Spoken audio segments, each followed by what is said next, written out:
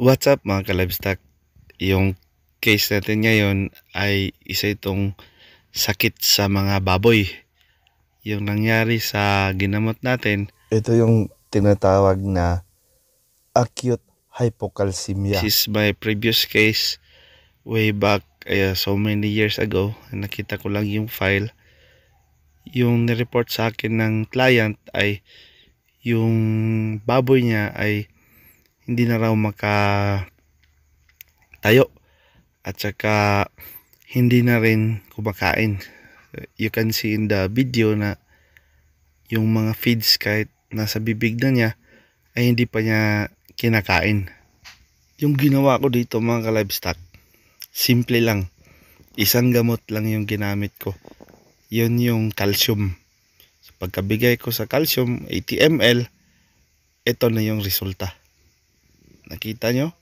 Bumalik na yung lakas ng kanyang mga muscle at active na siyang nag-observe sa paligid niya.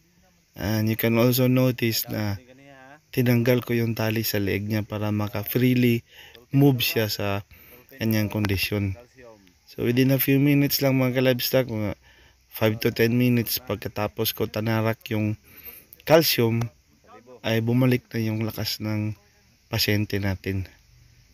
So, ingat tayo mga ka-livestock sa mga kondisyon na ganito, kasi pag napabayaan, imbes na kaya pang gamutin, ay pinagpabayaan, lalala ng masyado at magiging irreversible na. Isang key factor para successful yung treatment natin dito ay to intervene to the earliest possible time para maiwasan na lumala yung kondisyon.